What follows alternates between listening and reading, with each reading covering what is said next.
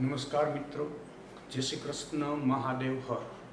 Myself Rajesh પેપર, Shri Vivekananda science academy અને Vivekananda JEE NEET સેન્ટરમાં આપ સર્વેનું હાર્દિક સ્વાગત છે મિત્રો.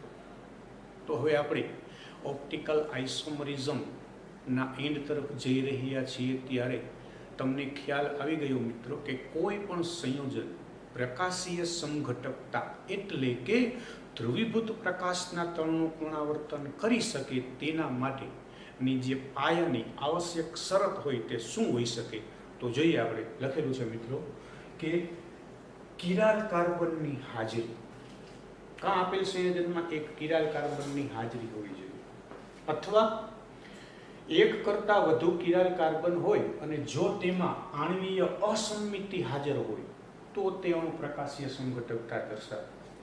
અથવા એવો કોઈ પદાર્થ કે જે વસ્તુ પ્રતિબિંબ તરીકે વર્તતો હોય અને એકબીજા ઉપર બિન અધ્યારોપિત હોય, એટલે કે એકબીજા પર બંધ બેસતો ન હોય. આ ત્રણ પૈકી કોઈ શરતનું પાલન થાય મિત્રો ત્યારે તે પ્રકાશીય સમઘટકતા દર્શાવે છે.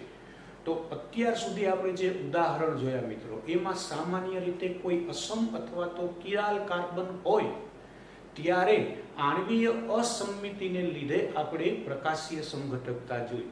પણ મિત્રો કેટલાક એવા પણ ઉદાહરણ છે કે જેની અંદર અસમ કાર્બન પરમાણુ મીન્સ કે કિરાલ કાર્બન પરમાણુ ન હોવા છતાં પણ તેમાં પ્લેન ઓફ સિમેટ્રી અથવા તો સેન્ટર ઓફ સિમેટ્રી ન હોવાને લીધે તેઓ વસ્તુ પ્રતિબિંબ તરીકે વર્તે અને એકબીજા ઉપર બંધ ન બેસે અને પ્રકાશીય સમઘટકતા દર્શાવતા હોય તેવા પણ આપણને કેટલાક ઉદાહરણ જોવા મળે છે. અને તેની હવે આપણે ચર્ચા કરીએ તો અસમ કાર્બન ન હોય તો પણ પ્રકાશીય સમઘટકતા જોવા મળે એવા કેટલાક આપણી પાસે ઉદાહરણ છે મિત્રો. તો એમાંથી પહેલું એવું સંયોજન છે કે જેની આપણે વાત કરીએ કે જેમાં અસમ કાર્બન ન હોવા છતાં પણ પ્રકાશીય સમઘટકતા દર્શાવતા હશે, તો એમાં એક છે એલિન સંયોજનો. એલિન સંયોજનો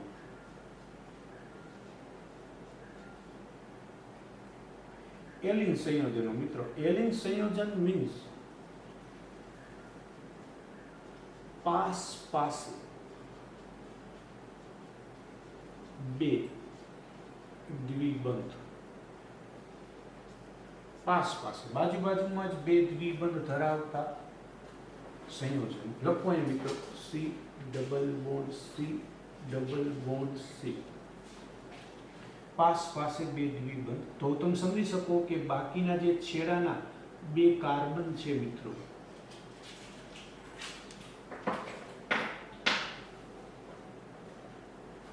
એમાં હવે અહીં કોઈ પરમાણુ કે પરમાણુ સમૂહ જુદા જુદા હોય મિત્રો. માનો કે એક સંયોવાયેલ છે, એક સંયોવાયેલ છે, તો આ જે એલિન સંયોજન છે તે પ્રકાશીય સમઘટકતા દર્શાવશે. જો અહીં બંને સમાન કોઈ પરમાણુ કે પરમાણુ સમૂહ હોય તો તે સંયોજનો પ્રકાશીય સમઘટકતા દર્શાવશે નહીં. પણ એલિન સંયોજનમાં આ કાર્બનનું સંકરણ પણ તમને ખ્યાલ છે મિત્રો, sp હોય. જાગો છો? આ બંને કાર્બનની વાત કરીએ તો બંને કાર્બનનું સંકરણ sp2 હોય. તો sp2 સંકરણ ધરાવતા બંને કાર્બન પર જો જુદા જુદા પરમાણુ કે પરમાણુ સમૂહ હશે તો આ ભાઈની અંદર નહીં પ્લેન ઓફ સિમેટ્રી કે નહીં સેન્ટર ઓફ સિમેટ્રી જોવા મળે, જેથી આ ભાઈ પણ ધ્રુવીભૂત પ્રકાશના તળનું પુનરાવર્તન કરશે. તો ત્યાં પછી ગમે તે ઉદાહરણ હોઈ શકે મિત્રો. હવે x અને y ની જગ્યાએ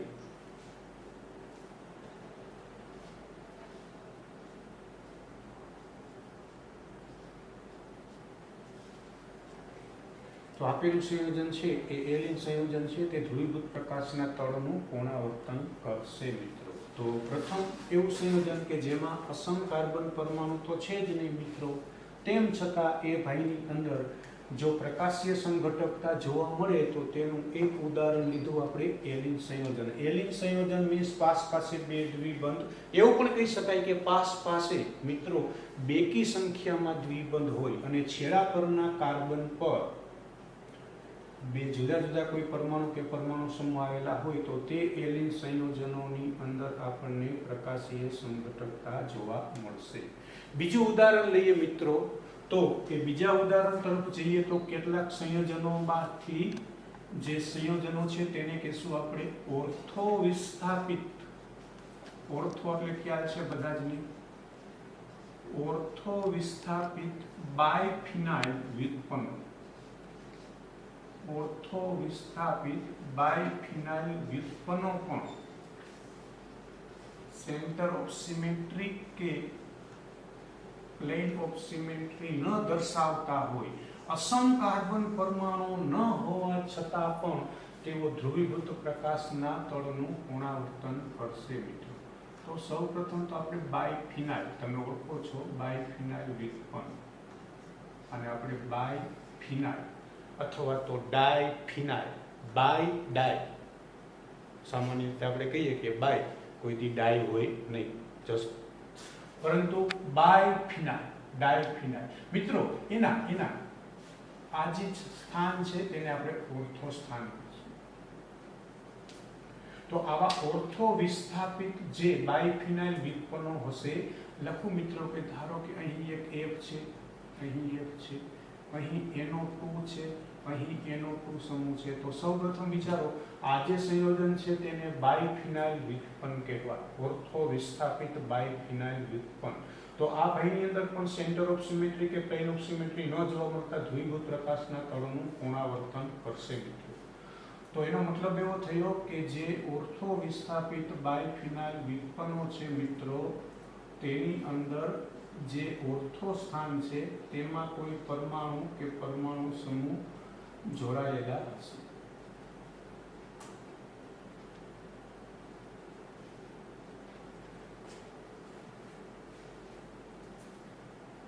તો આને કહેવાય ઓર્થો વિસ્થાપિત બાયફિનાઇલ વ્યુત્પન્ન, કે જેમાં પણ આપણને સામાન્ય રીતે અસમ કાર્બન પરમાણુ ન હોવા છતાં પણ પ્રકાશીય સંઘટકતા જોવા મળે છે. એમના પછીનું સંયોજન છે, એ સંયોજનની વાત કરીએ તો સ્પાઇરો સંયોજનો. સ્પાઇરો સંયોજનો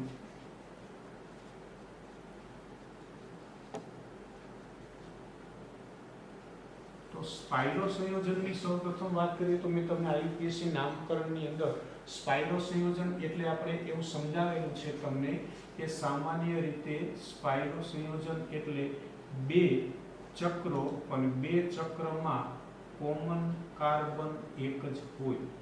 બે ચક્ર કોમન કાર્બન એક જ. તો એની જે એક્ઝેક્ટ સામેના જે કાર્બન પરમાણુઓ હશે એમની પર જો કોઈ જુદા જુદા પરમાણુ કે પરમાણુ સમૂહ જોડાયેલા હશે મિત્રો, તો આવા સ્પાઇરો સંયોજનો પણ આપણને ધ્રુવીભૂત પ્રકાશના તળનું પુનરાવર્તન દર્શાવશે. તો સ્પાઇરો સંયોજન બે ચક્ર, એક કોમન કાર્બન, એના છેડા પરના જે કાર્બન પરના પરમાણુ કે પરમાણુ સમૂહ જુદા જુદા હશે ત્યારે આ ભાઈની અંદર પણ આણ્વીય અસમમિતિ અને સાથે સેન્ટર ઓફ સિમેટ્રી, આણ્વીય અસમમિતિ જોવા મળે છે અને સાથે સેન્ટર ઓફ સિમેટ્રી જોવા ન મળતી હોય આપણને સ્પાઇરો સંયોજનો પણ સામાન્ય રીતે પ્રકાશીય સંઘટકતા આપશે. એથી આગળ જઈએ કેટલાક ચક્રીય સંયોજનોની વાત કરી તો સૌપ્રથમ તમને લાસ્ટ લેક્ચરમાં મેં ચક્રીય સંયોજનો હોય એ ચક્રીય સંયોજનોમાં અસમ કાર્બન પરમાણુ છે કે નહીં, અસમ કાર્બન પરમાણુની સંખ્યા ગોતતા આપણે શીખવાડ્યું તમને. તો એ જે ચક્રીય સંયોજનો હોય એ ચક્રીય સંયોજનોમાંથી હવે આપણે વાત કરીએ. સૌપ્રથમ હું તમને અહીં એક ઉદાહરણ આપું.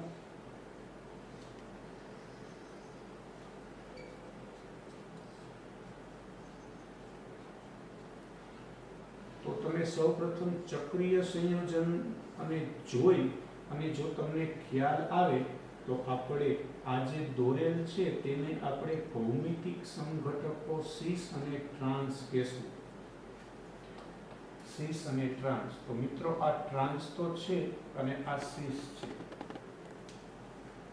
તો ભૌમિતિક સંઘટકતા તો દર્શાવે જ છે બને, પણ એ ભૌમિતિક સંઘટકો પૈકી આજે આપણો સીસ હોય મિત્રો, સીસ તમને એ તો ખ્યાલ છે આ સમ કાર્બન પરમાણુ થશે, આ પણ સમ કાર્બન પરમાણુ થશે, આ પણ સમ કાર્બન પરમાણુ, આ પણ સમ કાર્બન પરમાણુ.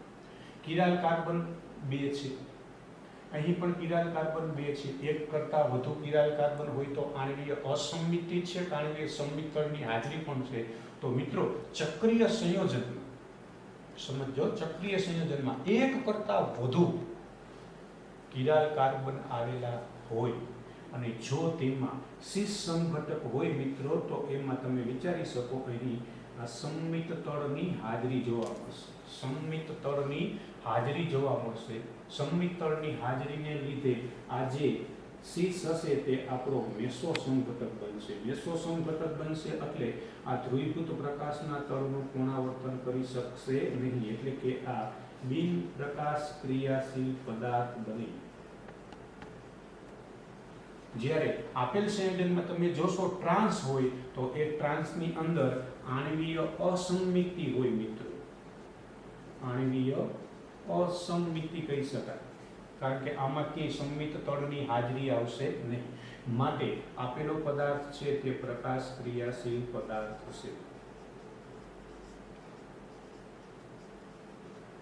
તો જે ચક્રીય સંયોજનો કે જે ભૌમિતિક સમઘટકતા સીસ અને ટ્રાન્સ દર્શાવે છે તેમાં એક કરતાં વધુ અસમ કાર્બન પરમાણુ હોય તો સીસ એ મેસો તરીકે વર્તે, જ્યારે ટ્રાન્સ છે તે ધ્રુવીભૂત પ્રકાશના તળનું પુનરાવર્તન કરી શકશે, કારણ કે તેમાં આણ્વીય અસંમિતિ આવેલી હોય, પ્રકાશ ક્રિયાશીલ પદાર્થ બની શકે. તો આ જુદા જુદા 4 પ્રકારના સંયોજનો કે જેમાં મિત્રો અસમ કાર્બન પરમાણુ ન હોવા છતાં પણ તે ભાગની અંદર વસ્તુ પ્રતિબિંબ એ બિન અધ્યારોપિત હોય અથવા તો આણ્વીય અસંમિતિ આવેલી હોય, એટલે કે તેમાં સેન્ટર ઓફ સિમેટ્રી કે પ્લેન ઓફ સિમેટ્રી ન આવેલી હોય મિત્રો, ત્યારે તેમાં આપણને પ્રકાશીય સમઘટકતા જોવા મળે છે. તેના ઉદાહરણ તો છેલ્લા ઉદાહરણ તરફ જઈએ તો અસમ કાર્બન પરમાણુ ન હોવા છતાં કેટલાક સંયોજનો જે છે તે પ્રકાશીય સમઘટકતા દર્શાવવા માટેની જે પાયાની કેટલીક જરૂરિયાતો છે તે પૂર્ણ કરતા હોય પ્રકાશીય સમઘટકતા જોવા મળે છે. તો એની અંદર હવે આપણે જોઈએ એમના પછીના 5મા પદાર્થ તરીકે મિત્રો, 5મા પદાર્થ તરીકે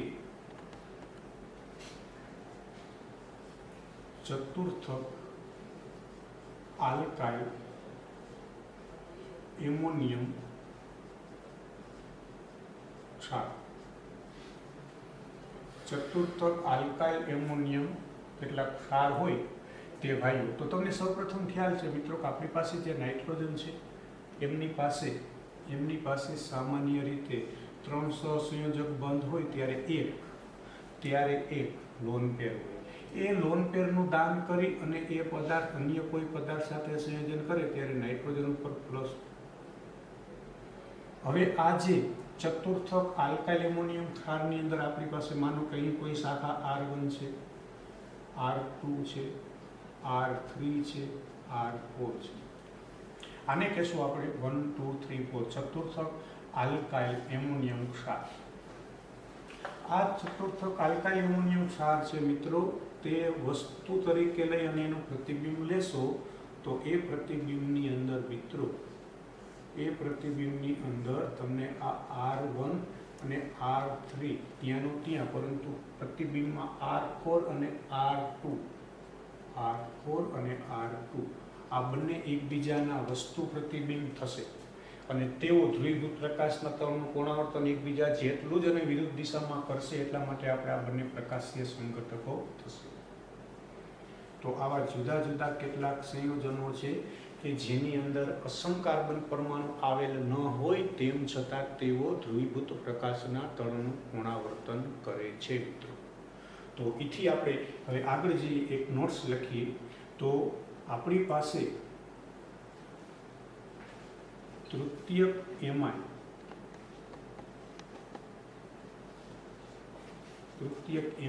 તમે સમજી શકો NR3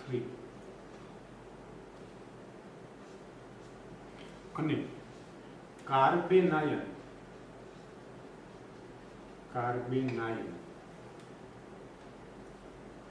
માં પ્રકાશીય સંઘટકતા જોવા મળે નહીં.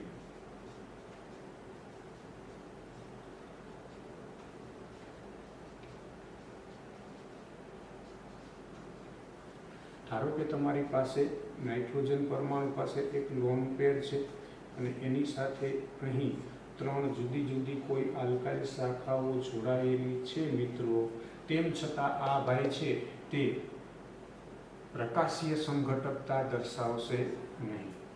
અને એવી જ રીતે કાર્બેનાયન હોય તો તમે ઓળખી શકો કે કાર્બેનાયનના કાર્બન ઉપર ઋણ વીજભાર, એક લોન પેર અને સાથે તેમાં પણ બાકીના 3 શાખાઓ R1, R2, R3 હોય તો આ ભાઈની અંદર પણ પ્રકાશીય સંઘટકતા જોવા મળે નહીં, કારણ કે આમાં થતા સંસ્પંદનને લીધે તેઓ એકબીજામાં આંતર પરિવર્તનશીલ હોય.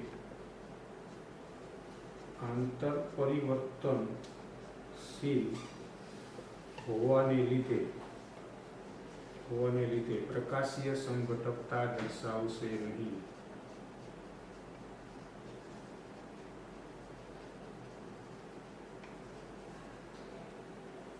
તો આને કહેશું આપણે મિત્રો પ્રકાશીય સંઘટકતાની અંદર અસમ કાર્બન પરમાણુ ન હોવા છતાં કેવા પ્રકારના સંયોજનોમાં પ્રકાશીય સંઘટકતા જોવા મળશે.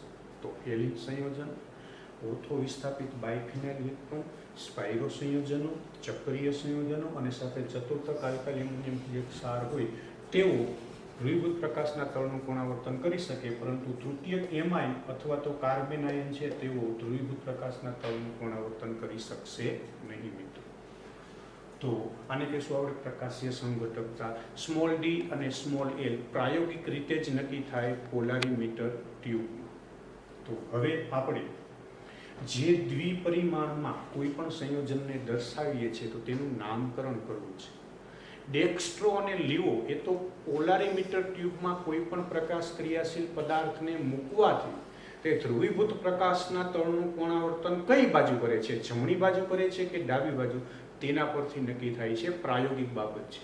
પણ તમે કોઈ પણ સંયોજન છે કે જે પ્રકાશ ક્રિયાશીલતા દર્શાવે છે તેને તમે દ્વિપરિમાણમાં દર્શાવેલું હોય અથવા ત્રિપરિમાણમાં દર્શાવેલું હોય તો એની જે ગોઠવણી હોય એના માટેનો અવકાશ રસાયણનો શબ્દ છે વિન્યાસ. વિન્યાસ એટલે ગોઠવણી.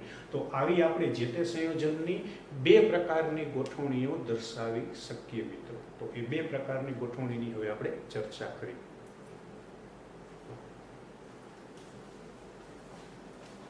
બે પ્રકારના વિન્યાસની ચર્ચા કરવી છે મિત્રો. એને કહેશું આપણે ડી અને એલ વિન્યાસ. મિત્રો કેપિટલ ડી અને કેપિટલ એલ છે, જો તો સમજો વિન્યાસ, જેને આપણે સાપેક્ષ વિન્યાસ તરીકે ઓળખીશું.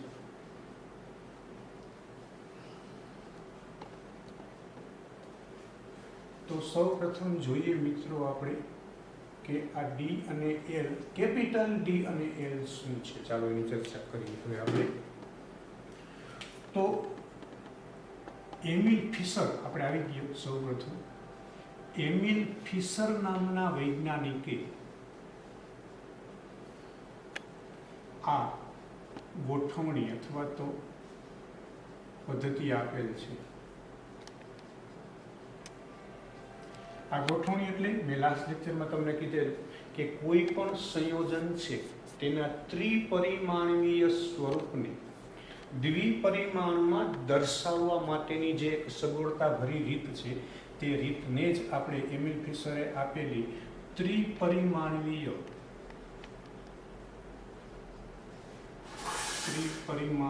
ને દ્વિપરિમાણીય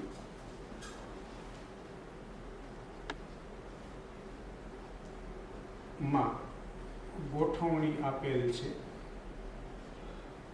તેને આપણે સામાન્ય રીતે ત્રિપરિમાણનું દ્વિપરિમાણમાં રૂપાંતરણ ફિશર પ્રક્ષેપ સૂત્ર કહીએ છીએ. તો હવે આ ડી અને એલ નામકરણ કયા એવા સંયોજનો છે કે જે પ્રકાશીય સંઘટકતા દર્શાવતા હોય અને તેનું નામકરણ કરી શકીએ. તો એમાં 2 પ્રકારના સંયોજનો આવશે મિત્રો. કાર્બોહાઈડ્રેટ્સ એટલે કે જેમાં OH સમૂહની હાજરી હોય મિત્રો. કાર્બોહાઈડ્રેટ્સ અને એમિનો એસિડના નામકરણ માટે ડી અને એલ નો ઉપયોગ થાય. સમજો મિત્રો, આ ડી અને એલ વિન્યાસ નામકરણની પદ્ધતિ માત્ર એવા સંયોજનો કે જે કાર્બોહાઈડ્રેટ્સ હોય, એટલે કે જેમાં OH આવેલો હોય તે, અને એમિનો એસિડ જેવા સંયોજનોની અંદર આપણને સામાન્ય રીતે આ વિન્યાસ જોવા મળે. તો કઈ રીતે જોવા મળે એની ચર્ચા કરીએ આપણી પાસે. તો હવે આપણી પાસે કોઈ પણ પ્રકારનો જે કાર્બોહાઈડ્રેટ્સ હોય,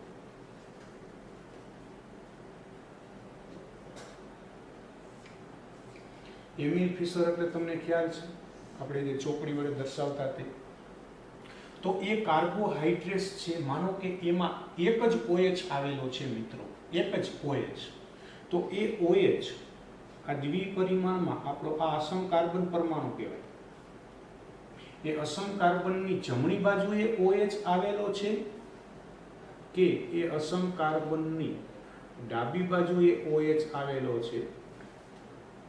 આ OH નું સ્થાન અસમ કાર્બનની કઈ બાજુએ છે, ડાબી બાજુએ છે કે જમણી બાજુએ? બાકી તમે વિચારી શકશો કે કાર્બોહાઈડ્રેટ્સ હોય તેમાં આ વસ્તુ હોય તો એનું પ્રતિબિંબ થાય કે જેમાં અસમ કાર્બનની જમણી બાજુ હોય છે તો એના કરતાં વિરુદ્ધ અહીંયા પ્રતિબિંબમાં ડાબી બાજુએ મળશે.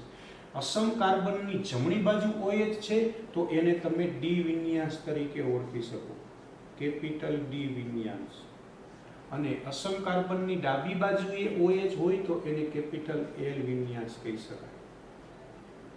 ત્રિપરિમાણને દ્વિપરિમાણની સાપેક્ષે દર્શાવવાની રીત છે, માટે આને સાપેક્ષ વિન્યાસ કહેવાય. જો મિત્રો એક જ અસમ કાર્બન હોય તો જો એક કરતા, સમજો ખાસ, એક કરતા વધુ અસમ કાર્બન હોય, એક કરતા વધુ અસમ કાર્બન હોય તો અંતિમ અસમ કાર્બન પરનો OH ધ્યાનમાં લેવો. શું કહેવા માંગે છે મિત્રો? એક કરતા વધુ અસમ કાર્બન પરમાણુ હોય આપેલ સંયોજનમાં તો એમાં તમે IUPAC નામકરણ કરો તો અંતિમ અસમ કાર્બનનો OH જ જોવાનો કે તે અસમ કાર્બનની જમણી બાજુએ છે તો ડી વિન્યાસ, ડાબી બાજુએ છે તો એલ વિન્યાસ. તો આપણે આ કાર્બોહાઈડ્રેટ્સના કેટલાક ઉદાહરણ લઈએ મિત્રો. કાર્બોહાઈડ્રેટ્સના કેટલાક ઉદાહરણ લઈએ. ચાલો તો એ કાર્બોહાઈડ્રેટ્સના ઉદાહરણની અંદર આપણે વાત કરીએ મિત્રો, તો તમે ઓળખો એવું એક ઉદાહરણ લઈએ. હું લખું CH3 CHOH C double bond OH, lactic acid કહેવાય. લેક્ટિક એસિડ IUPAC નામ મિત્રો યાદ છે તમને, 2 હાઇડ્રોક્સી પ્રોપેનોઇક એસિડ કહેવાય. 2 hydroxy propanoic acid.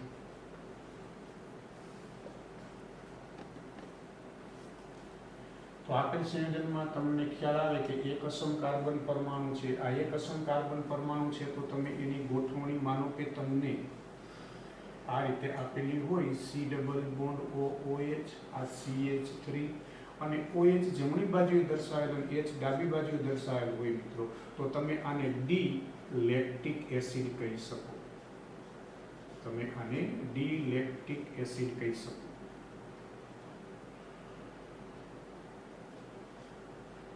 D lactic acid. અને જો હવે તમે આનું પ્રતિબિંબ લો મિત્રો, તો પ્રતિબિંબમાં ઓલો OH છે તે અસમ કાર્બનની મિત્રો, અસમ કાર્બનની ડાબી બાજુએ જોવા મળશે. તો એના પરથી તમે કહી શકશો કે આ એલ લેક્ટિક એસિડ છે.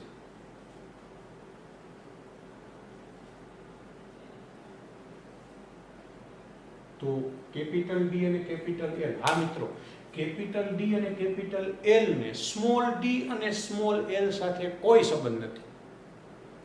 કેપિટલ ડી અને કેપિટલ એલ ને સ્મોલ ડી અને સ્મોલ એલ સાથે કોઈ સંબંધ નથી. એટલે એવું જરૂરી નથી કે ડેક્સ્ટ્રો હોય એટલે એ ડી જ વિન્યાસ દર્શાવે, લીવો હોય એટલે એ એલ વિન્યાસ જ દર્શાવે, એવું જરૂરી ન હોય સાહેબ. અહીં ડી વિન્યાસ હોવા છતાં એ લેક્ટિક એસિડ ડેક્સ્ટ્રો પણ હોઈ શકે અને લીવો પણ હોઈ શકે, કારણ કે small D small L dextro લેવું એ પ્રાયોગિક બાબત છે, જ્યારે આ ડી અને એલ એ સૈદ્ધાંતિક બાબત છે કે અસમ કાર્બનની જમણી બાજુએ OH આવેલ છે કે અસમ કાર્બનની ડાબી બાજુએ OH આવેલ છે. પણ જો હવે આપણી પાસે એવું કોઈ ઉદાહરણ હોય કે એમાં એક કરતાં વધુ અસમ કાર્બન પરમાણુ હોય મિત્રો,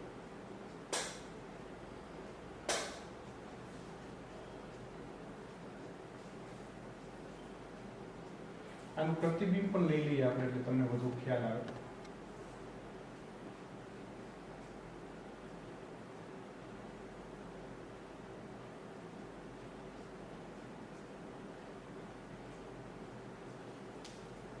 ચાલો આપેલ સંયોજનમાં સૌપ્રથમ તો એક કરતાં વધુ અસમ કાર્બન છે, તો આ 2 અસમ કાર્બન છે મિત્રો.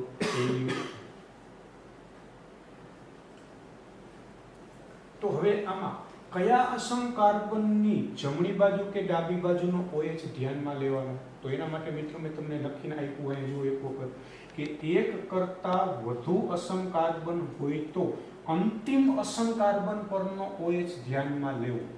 તો સૌપ્રથમ અહીં અંતિમ અસમ કાર્બન કેવો કોને, તો તેના માટે તમારે IUPAC નામકરણ વિચારવું પડે. તો અહીંયા આ 1, આ 2, આ 3 અને આ 4. અહીં પણ આ 1, આ 2, આ 3 અને 4. એનો મતલબ ત્રીજા નંબરના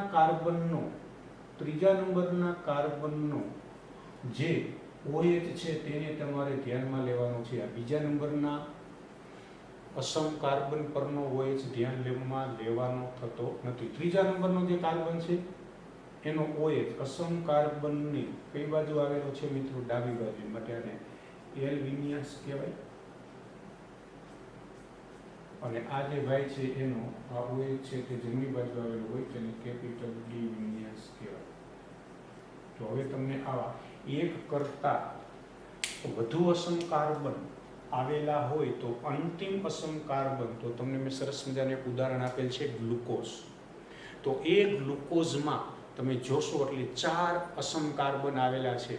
તો એ 4 અસમ કાર્બન પૈકી જે અંતિમ અસમ કાર્બન છે એનો જ OH ધ્યાનમાં લેવાનો. તેના પરથી નક્કી થશે કે કેપિટલ D ગ્લુકોઝ છે કે કેપિટલ L ગ્લુકોઝ છે.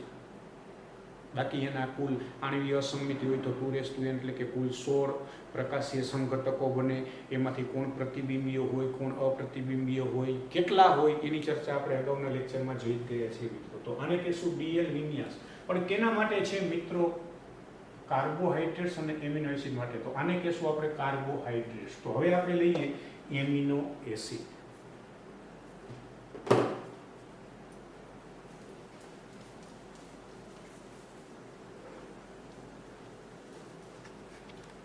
આપણી પાસે જે ઉદાહરણ છે તે છે એમિનો એસિડ સંયોજનો. તો જુઓ તો મિત્રો, એમિનો એસિડ નામ જ દર્શાવે છે મિત્રો, એમિનો એસિડ એટલે કે આપેલ સંયોજનમાં ફરજિયાત મિત્રો એમિનો એટલે NH2, એસિડ એટલે C ડબલ બોન્ડ OH અથવા SO3H પણ ચાલે, પણ આપણા ઉદાહરણ પૂરતું આપણે લઈએ તો C ડબલ બોન્ડ OH. તો જે NH2 છે તે અને C ડબલ બોન્ડ OH અને સાથે અહીં હશે H અને અહીં જુદા જુદા R ની કિંમત મૂકતા જાઓ તમે એટલે જુદા જુદા તમને 22 થી 25 પ્રકારના એમિનો એસિડ મળે. પણ આ જે આપણો હવે અસમ કાર્બન હોય એમિનો એસિડમાં, તો પહેલા એમિનો એસિડ એટલે શું મિત્રો, C ડબલ બોન્ડ OH સમૂહ ધરાવતો કાર્બન એટલે આલ્ફા કાર્બન કહેવાય. આલ્ફા ઉપર NH2 સમૂહ કહેવાય. તમને સમજવા માટે આમ લખી દઉં કે R CH NH2 C double bond OH. તો જો તમે જોઈ શકો C ડબલ બોન્ડ OH ની બાજુનો કાર્બન એટલે alpha. Alpha amino carboxylic acid કહેવાય મિત્રો. Alpha amino carboxylic acid. તો આવા આલ્ફા એમિનો કાર્બોક્સિલિક એસિડમાં મિત્રો હવે આ જે અસમ કાર્બનની જમણી બાજુએ NH2 છે કે ડાબી બાજુએ NH2 છે તેના પરથી આપણે તેનું DL વિન્યાસ નક્કી કરીએ છીએ. તો અસમ કાર્બનની કઈ બાજુએ કહીશું મિત્રો આપણે, અસમ કાર્બનની જમણી બાજુએ NH2 છે તો એને આપણે ફરી પાછો ડી વિન્યાસ કહેશું. અને આ ભાઈમાં અસમ કાર્બનની ડાબી બાજુ NH2 છે માટે એને એલ વિન્યાસ કહેવાય. તો એમિનો એસિડમાં ડી અને એલ વિન્યાસ નક્કી કરવા માટે અસમ કાર્બનની જમણી બાજુએ NH2 છે કે ડાબી બાજુએ NH2 છે. અને જો મિત્રો એમિનો એસિડ, તો હવે MCQ ની વાત કરતા જઈએ. અહીંયા R ની કિંમત જુદી જુદી મૂકીએ મિત્રો, એમાં હું R બરાબર H લઉં મિત્રો, R બરાબર H, તો તમે સમજી શકો કે જે સંયોજન બને આ H અને સાથે C ડબલ બોન્ડ OH, તો આ અસમ કાર્બન જ નહીં બને. અને ટૂંકમાં લખવું જ લખી દો, હવે તમને સમજાઈ ગયું. CH2 C double bond OH અને NH2 આવશે અગાઉ જતા, અને ગ્લાયસિન તરીકે ઓળખવામાં આવે. ગ્લાયસિન એમિનો એસિડમાંનો આ એક જ એમિનો એસિડ એવો છે મિત્રો કે જેમાં અસમ કાર્બન જ નથી, એટલે કે આ ભાઈ ધ્રુવીભૂત પ્રકાશના તળનું પુનરાવર્તન કરી શકે નહીં, એટલે કે પ્રકાશ ક્રિયાશીલતા દર્શાવે નહીં.